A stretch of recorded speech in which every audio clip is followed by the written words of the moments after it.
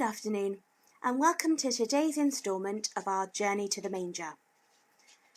For the last few days, we've been looking at the stories in the Old Testament that resemble the birth story of John the Baptist. An elderly couple being promised a child by God, an angel delivering the message to a terrified recipient, and the characteristics that the child will possess.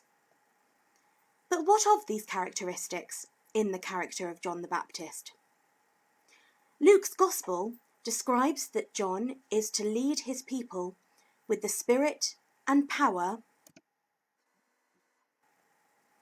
Elijah was a great prophet, recorded in the Old Testament book of Kings, and he didn't have an easy job.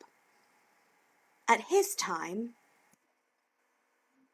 was the king of Israel, and had made policies contrary to Jewish law, and solidified alliances through the marriage of his son Ahab to Princess Jezebel, daughter of the king of Sidon, and a priestess of the pagan god Baal, an important deity in the Canaanite religion, believed to be responsible for rain, thunder, and lightning. Under Ahab's rule, tensions mounted further when temples to Baal were built and priests brought in by Jezebel. Elijah went to Ahab to warn of a great drought, which was taken as an affront to the god Baal, given that he was supposedly controlling the weather. So God tells Elijah to flee, temporarily, in a live to fight another day type of scenario.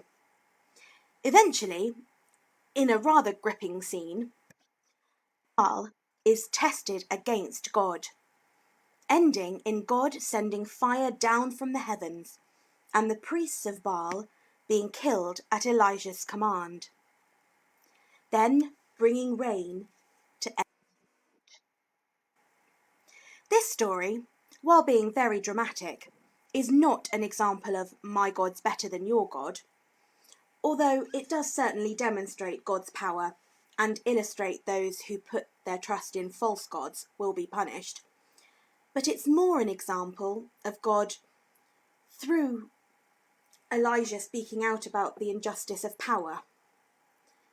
Ahab and Jezebel had persecuted Israelite priests and had not taken advice about the drought because of their own hubris, and consequently their own people suffered. God made it rain to end the drought, to show that he was not only interested in saving people spiritually, but also in the well-being of the whole world, of his own creation.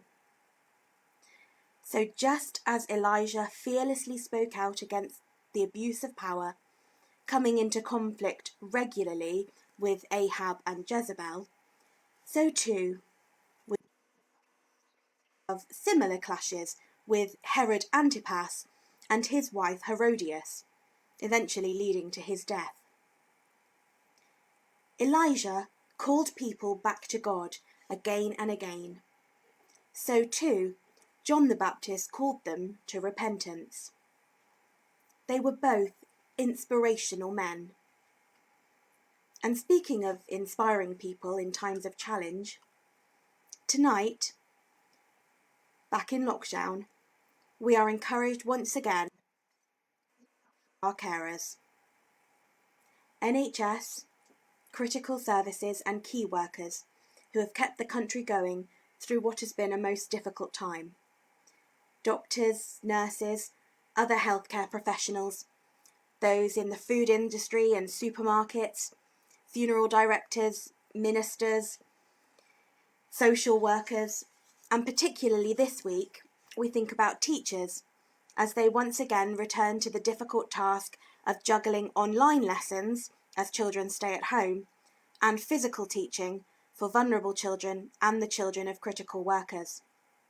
Thank you, all of you, those who chose these caring professions and those who felt called to volunteer throughout this time.